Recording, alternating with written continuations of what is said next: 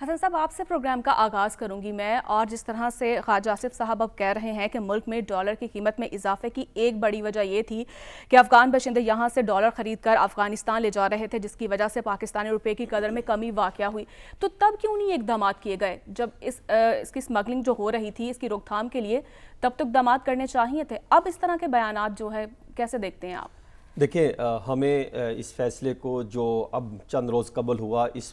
فیصلے کو اور اس معاملات کو جو ہے وہ اس کا بغور جائزہ لینے کی ضرورت ہے۔ جو ماضی کی حکومتوں نے نہیں کیا، ہمیں اس پر نہیں جانا چاہیے۔ ہمیں اب جو وے فارورڈ ہمیں نظر آ رہا ہے، جو ہمیں باقاعدہ ایک ایپیکس کمیٹی کے اجلاس میں بڑا فیصلہ ہوا ہے، اسی کو معاملات کو آگے لے کے چلنا چاہیے، اور یہ مثبت فیصلہ ہے، بجائے کہ ہم اس میں کوئی سیاسی معاملات میں الجھ جائیں۔ یہ چیز پہلے واضح کرنے کی ضرورت ہے کہ جو غیر قانونی طور پر غیر ملکی جو پاکستان میں مقیم افراد ہیں، ان کے حوالے سے جو فیصلے کیے گئے ہیں وہ بالکل اس میں کچھ غیر مبہم حقائق ہیں جس کو نظر انداز نہیں کیا جا سکتا۔ پہلا تو یہ ہے کہ حکومت پاکستان نے حالیہ ایپیکس کمیٹی کے اجلاس میں یہ فیصلہ کیا، جو بڑے فیصلے کیے، جس میں غیر قانونی غیر ملکیوں کی وطن جو ہے وہ واپسی، جو جس ملک سے آیا وہ واپس چلا جائے، جو غیر قانونی طور پہ مقیم ہے، جو بھی غیر ملکی ہے، اور دوسرا غیر قانونی معاشی سرگرمیوں کے خلاف بڑے پیمانے پر آپریشن ہونا اور اس کو پایہ تکمیل تک پہنچانا۔ اب اس سارے معاملے کو کچھ ایسے عناصر ہیں جو اس ہمیشہ سے جو ہے وہ انہی غیر قانونی طور پر جو ہے وہ پاکستان میں رہتے ہوئے، جنہوں نے جو ہے مختلف دہشت گردی کے واقعات ہو، سمگلنگ کے معاملات ہو، مختلف جو ہے غیر قانونی اقدامات ہو، ان کو سپورٹ کرتے رہے، اس طرح کے عناصر جو ہے وہ اس میں ابہام پیدا کرنے کی کوشش کر رہے ہیں، ایک پروپیگنڈا کر رہے ہیں جو میرے خیال میں کسی صورت قابل قبول نہیں ہوگا۔ دوسرا، اور پاکستان کے ہر شہری کا جو ہے وہ حق بھی ہے اور وہ اس فیصلے کی تائید بھی کرتا ہے کہ کسی بھی صورت جو ہے وہ پاکستان میں کوئی بھی غیر قانونی طور پہ غیر ملکی نہ رہے، چاہے آپ کسی بھی کنٹری میں چلے جائیں، کوئی کنٹری ایسی جو ہے اس طرح کے معاملات کی اجازت نہیں دیتا کہ کوئی بھی غیر ملکی شخص غیر قانونی طور پر رہے اور پھر وہاں پر جو ہے وہ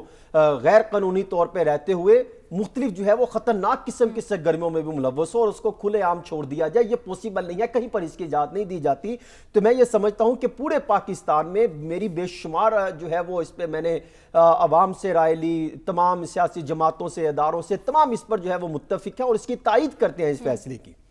کہ جو بھی افراد ہیں ان کو۔ اب وہ افراد جو اس پر جو ابہام پیدا کر رہے ہیں، پروپیگنڈا پیدا کر رہے ہیں، وہ کون سے افراد ہیں؟ یہ وہ افراد ہیں جو بنیادی طور پہ سیاسی، معاشی اور معاشرتی طور پہ جن کے مفادات جڑے ہوئے ہیں، یہ وہ افراد ہیں۔ اب تیسری چیز، حکومت کی طرف سے جو پالیسی سامنے آئی ہے وہ بالکل واضح ہے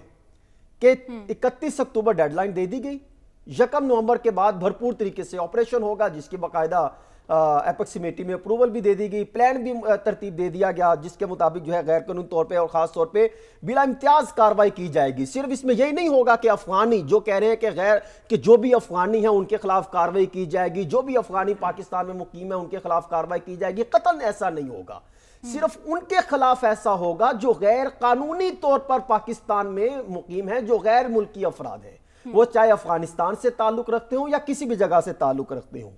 اور تیسرا، افغان مہاجرین اور تارکین وطن میں فرق ہے، اور اس میں اس فرق کو جانتے ہوئے میں یہ سمجھتا ہوں کہ حکومتی پالیسی واضح سامنے آئی ہے کہ کوئی بھی کسی افغان مہاجر کو تنگ نہیں کیا جائے گا۔ یہ کیونکہ بڑی کنفیوژن پیدا ہو رہی تھی، میں نے کئی جگہوں سے رابطے کیے، وزارت داخلہ سے، متعلقہ جو سیکشن اس پہ کام کر رہے ہیں ان سے، تو انہوں نے بالکل کیٹیگوریکلی یہ مینشن کیا ہے کہ کسی بھی افغان مہاجر کو تنگ نہیں کیا جائے گا جن کے ڈاکومنٹس پورے ہیں،